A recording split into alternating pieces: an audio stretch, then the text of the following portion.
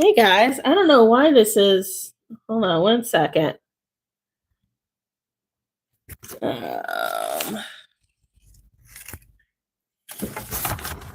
There we go. For some reason. Hi there, Allison. For some reason, for the very first time, and Ben had told me about this, that my phone can flip on its side. This is very odd. This is the first time it's happening. My phone can flip on its side. Okay, there we go.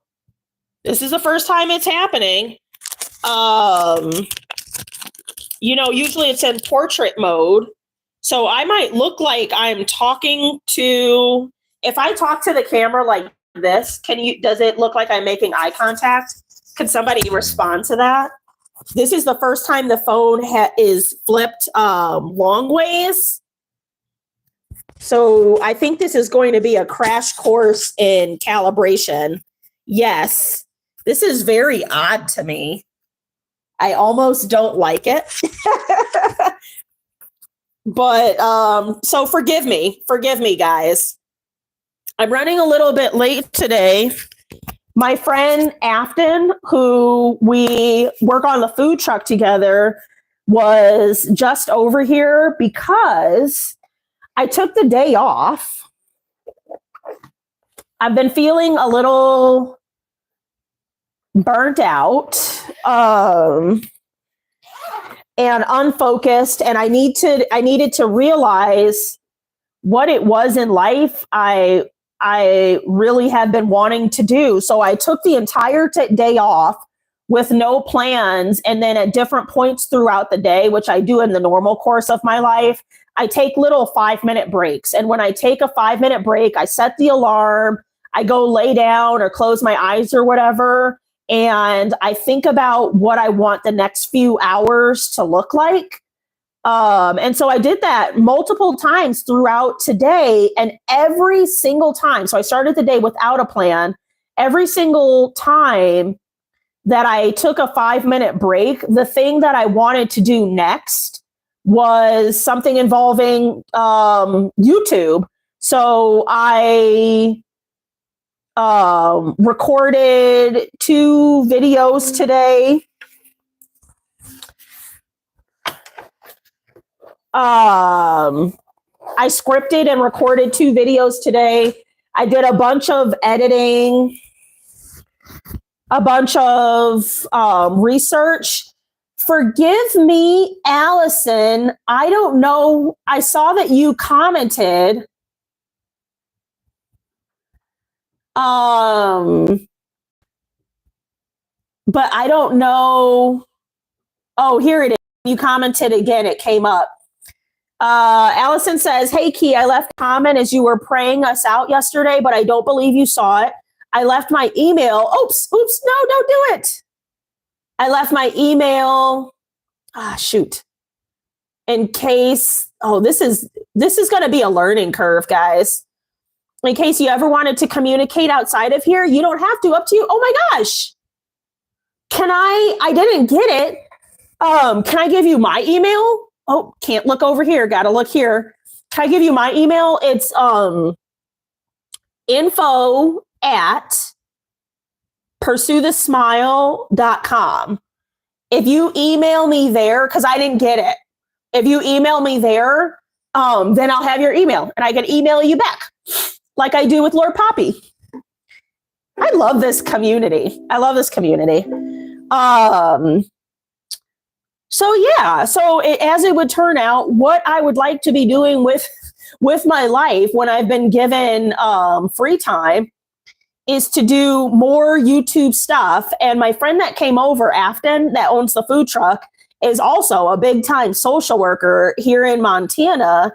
And she was saying about the professional friend thing, which I do hand out those cards, and I am doing maybe a bit of a soft launch for the professional friend. But she was saying maybe you're not quite maybe you're not hard launching the professional friend thing is because you're a social worker and it's just more social work, where on YouTube, you're more your authentic self and you're connecting with people and you're talking about things you're actually interested in, not the skills that you have as a social worker. And I believe that she could be very correct in that. And it's interesting. Some of my friends are kind of even getting in on the YouTube side of things. My one friend Kelsey was like, you say you talk about God, physical health, and persistent education, but you don't ever talk about physical health or persistent education. You just talk about God. And my friend Leslie kind of said something to that. She was like, you're doing this powerlifting thing, but you never really like talk about it or show us what it is or what you do when you're weightlifting. I want to see more of that. And so today, my day off, where I worked on my YouTube job all day, really was clarifying for me in what I should be doing and what I want to be doing and what I should be focusing on. So I was very grateful for that. And I would encourage you guys to take a day off too. It's just very refreshing. And for that, my 9-to-5 job, I think what I'm going to do is ask my supervisor if I can just work 4 10s instead of 5 days a week and see how that pans out for me, so I have more time to work on YouTube stuff. So that's what kind of came out of my day of playing hooky, guys. And I took next Monday off too, because I've really been burnt out. Dealing with other people's stuff is really,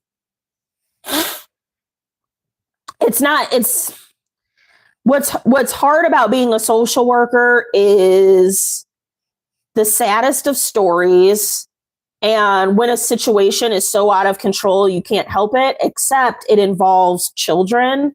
So it really feels emptying. It can really be difficult and tiring.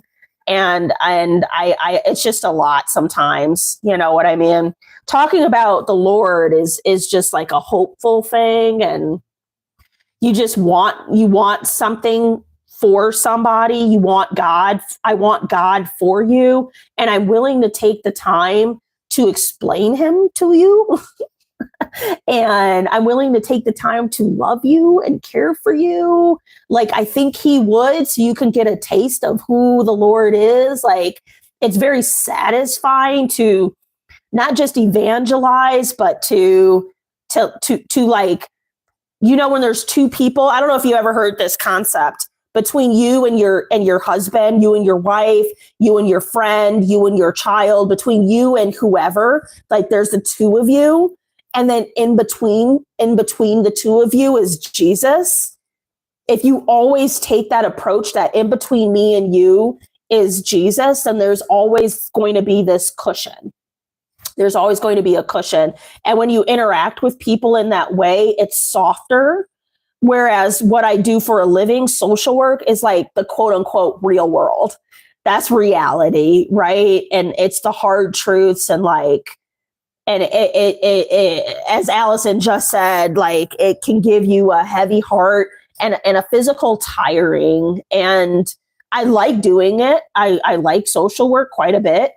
But today was needed, and the time has been needed, and the time is coming where I think it's more time to talk about the Lord more consistently and less about your problems.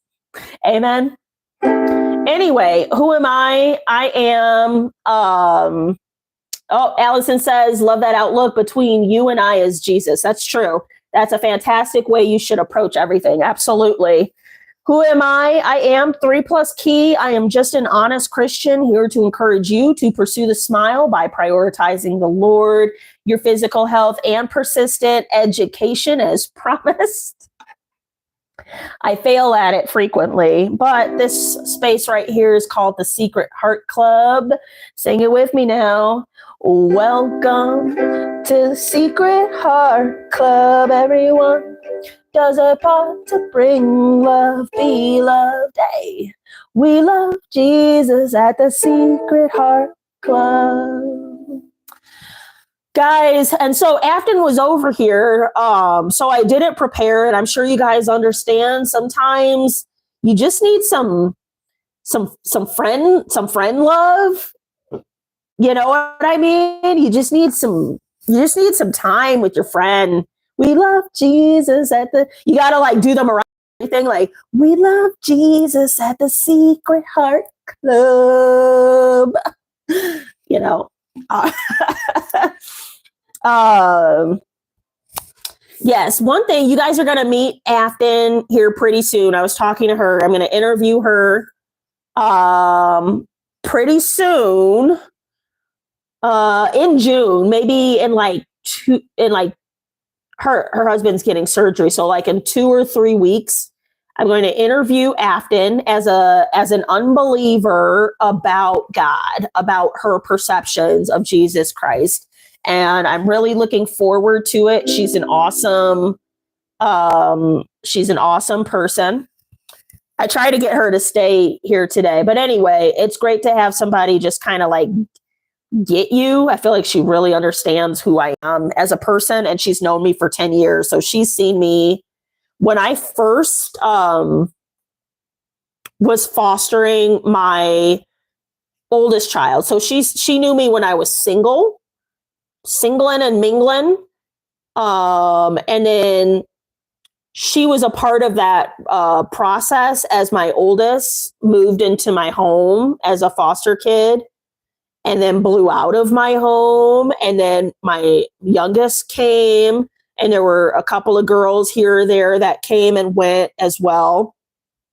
So she's really seen me as kind of like the wild person. She's seen me as a mom. She has seen me as an unbeliever. She has seen me as a Christian. And now my friend sees me.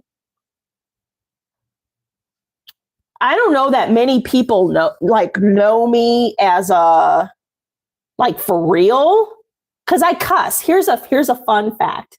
I say a cuss word or two, and if I don't cuss around you, you don't really know me.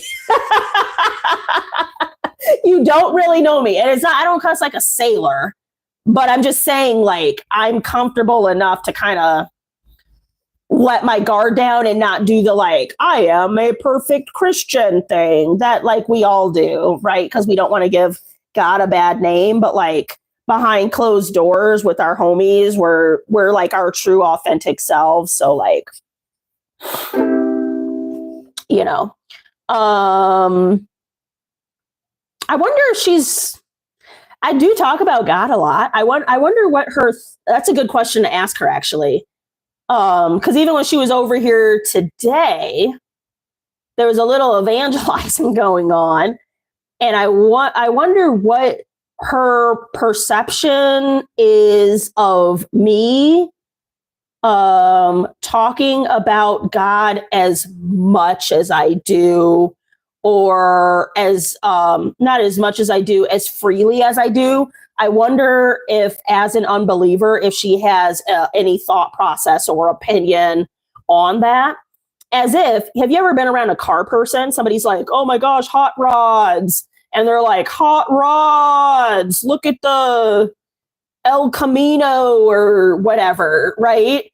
And they're talking about it a lot, and you're just like, okay. I wonder what her perception is of me talking so freely about the Lord. So maybe that's a question I could ask her in the interview. I don't know when the interview is. We're trying to schedule it. Here's the issue.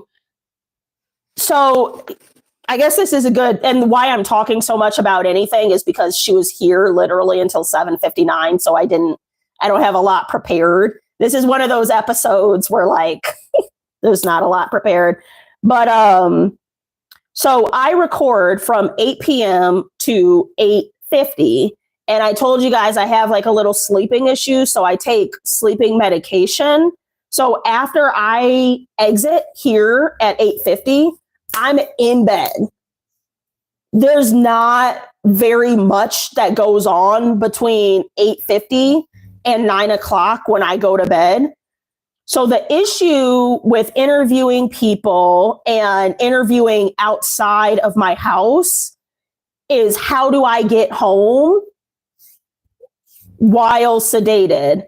So one thing is, on Thursdays, I guess a change, thank you for asking, Allison, a thing that'll start to happen starting this Thursday is I will on Thursdays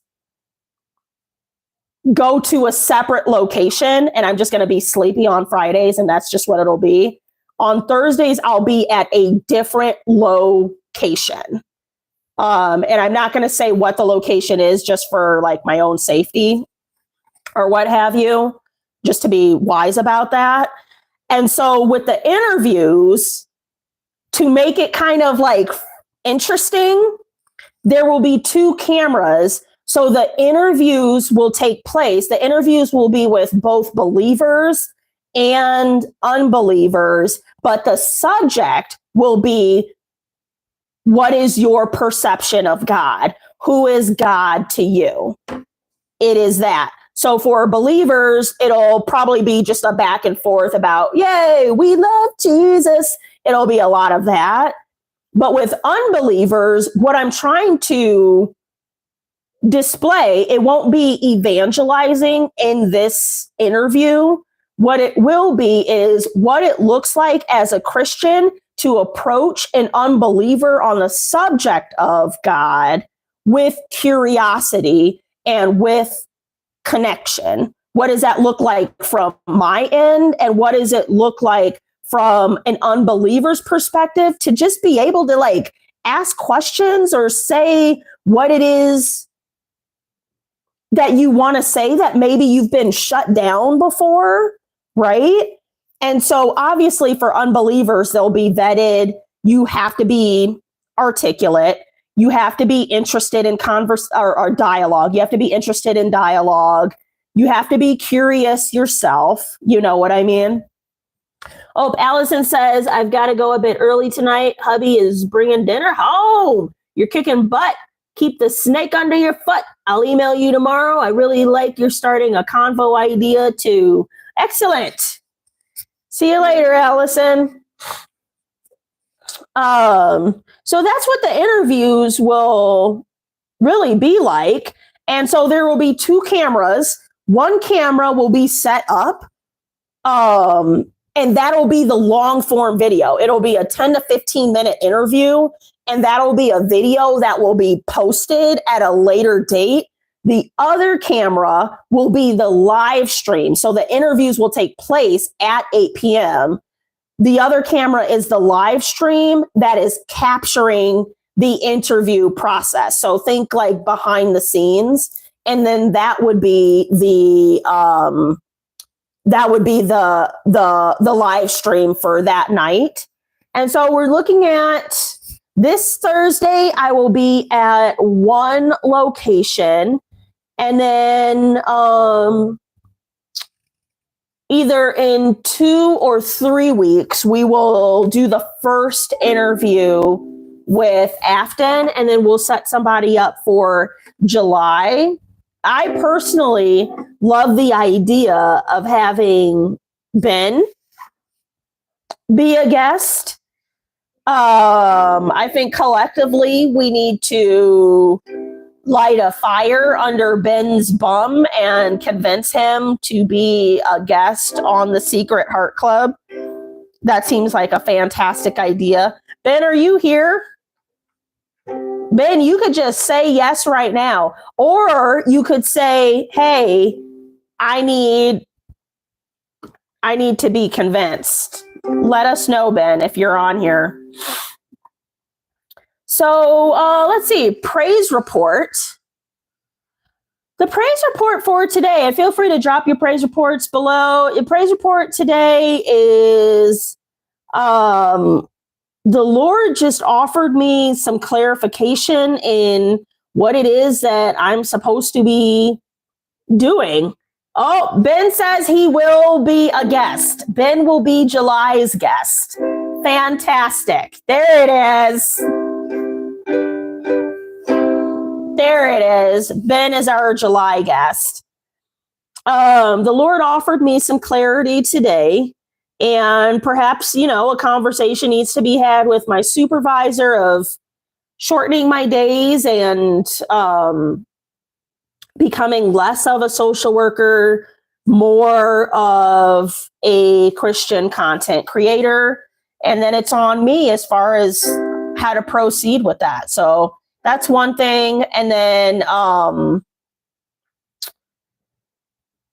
let's see here. Love and serve. Who did the Lord send to you to love and serve today? It would have to be my friend Afton. I don't know that I served her at all, but I often wonder. Afton and I have different person. I don't have another friend that has a personality like me. I've got a little razzle dazzle to me, and so I talk a lot and I talk excitedly. And so now that I'm thinking about it, I don't know how well I loved my friend Afton today. She did say that I asked too many questions. She was like, you with your questions, you always have a question. I do. I'm curious. I'm curious about the people around me and the circumstances around me and why you think the way you do and how you got to where you are. I'm super curious about the people around me because we're all different. The Lord made 8 billion of us, and we're all literally so different. There's that study they did, the twin study, all these twins that they studied, and not two twins together ever have the same recollection, the exact same recollection of their childhood experiences, because they experienced it totally different. And even if you think you were raised with the same rules, the same expectations, the same routines, the same teachers, the same schools, the same clothes, your own personality, your own temperament.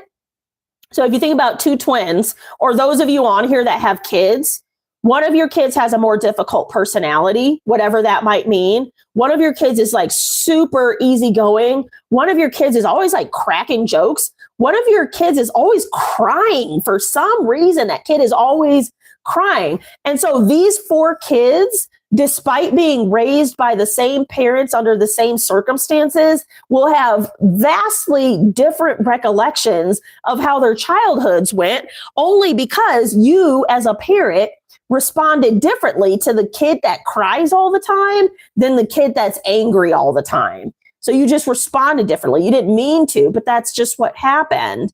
And so you get 8 billion of us, and we all have different backgrounds, different childhoods, different temperaments, different dispositions, which create different perceptions and different ways that people treat us, which mean different experiences, which means different ways we act and handle the world. It's pretty crazy, when you think about it.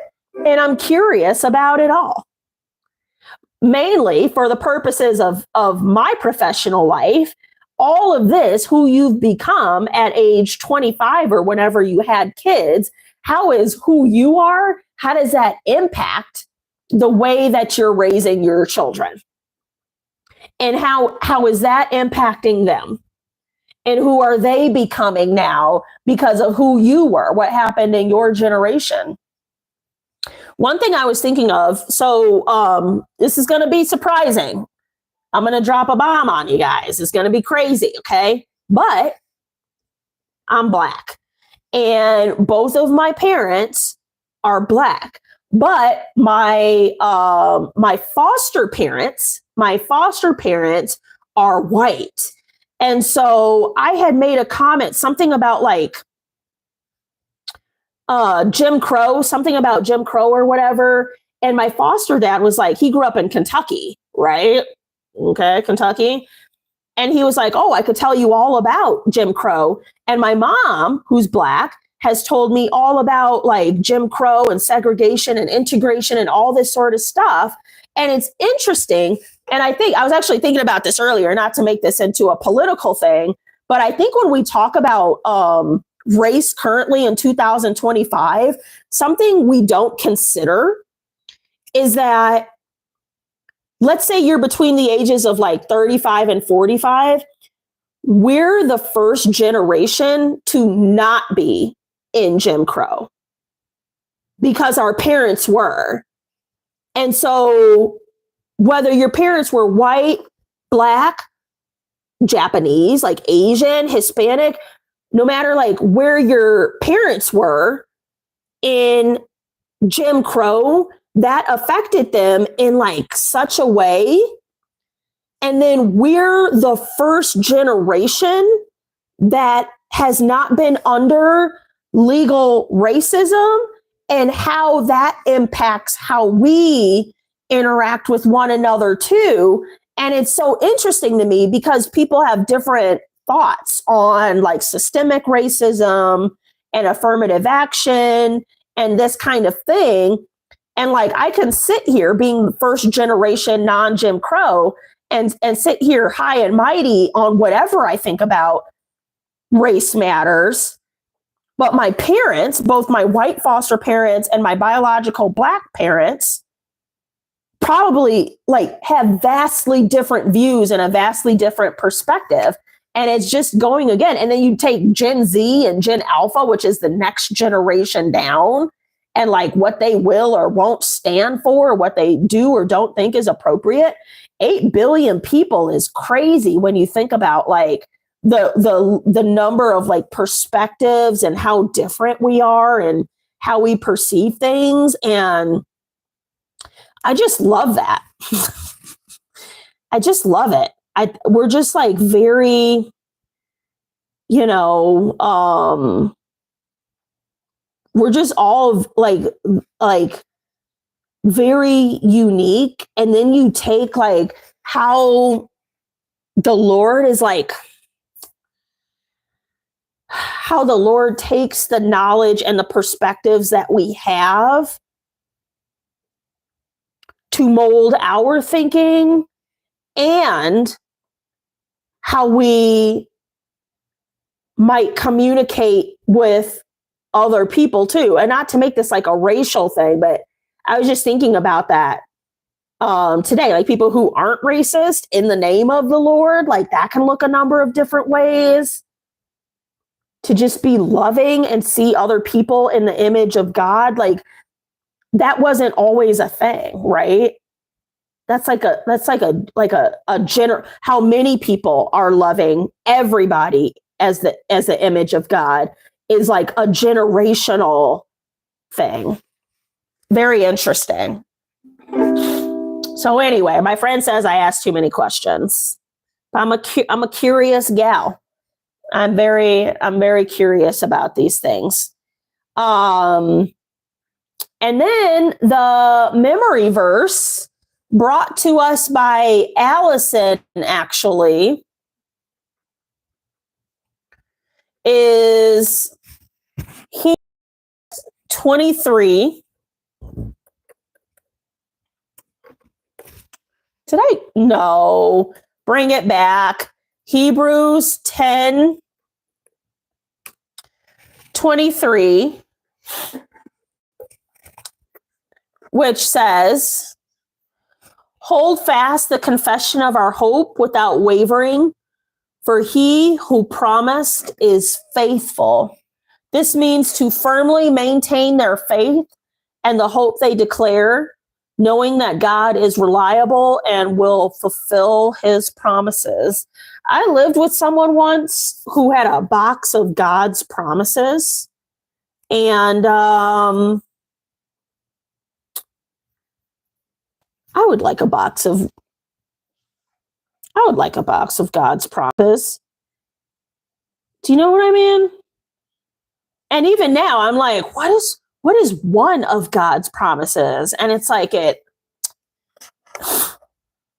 just washes over me. The elaboration, hold fast. Hebrews 10:23 encourages believers to hold fast the confession of our hope without wavering, for he who promised is faithful. The holding fast part, the verse calls for a steadfast and unwavering commitment to the Christian faith and the hope it offers. The confession of hope, this refers to the open declaration of faith in Jesus Christ and the hope of eternal life through him. Without wavering, the emphasis is on maintaining a firm resolve in the face of challenges, doubts, or temptations to abandon faith. He who promised is faithful. The verse reminds believers that God is trustworthy and will fulfill the promises he has made, providing encouragement to persevere in faith. Context of Hebrews. The book of Hebrews was written to Jewish Christians who were facing persecution and tempted to turn to Judaism, emphasizing the need for steadfastness and clinging to the hope of Christ. And that is our memory verse today. We should do a deep dive, I think, later on this week. And then after that, she said Deuteronomy 32:4. So we'll do that. I do have a whole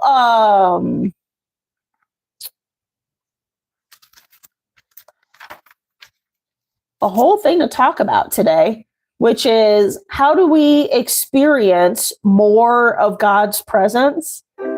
I think what we'll do is talk about it tomorrow. It's already 8:33. And I think there's only been like consistently like 1 to 3 people here tonight. I think what happens is it's like a little disconcerting because the camera is flipped on a different angle. I think it presents to a different audience. Ben was explaining it to me, a different audience that's like watching it on their TV or something like that. We're not capturing a large audience, which is fine. Praise the Lord anyway, but I think I'm going to wrap up early.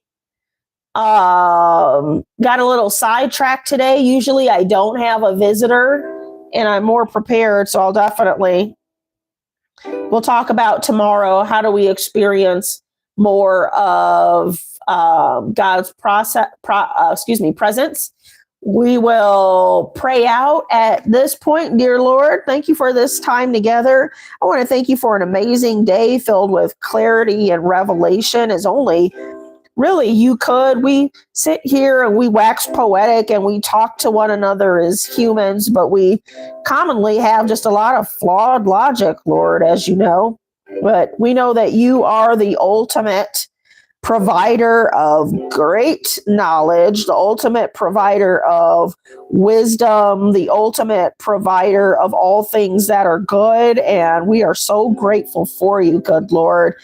I want to ask that you give us a nice restful sleep tonight, Lord. And per usual, if you could place 1, 2, 3, a group of people in front of us, Lord, tomorrow to love and serve in your name. We appreciate it. We appreciate you. We love you. We're thankful for you. In Jesus' name, amen. All right, guys. I'm going to tell you what. I'm going to talk to you tomorrow. I'm going to put this like this. Oh, see, it says when I put it the right way, it says orientation is locked. I can't do it. I don't know. I'll talk to you guys tomorrow.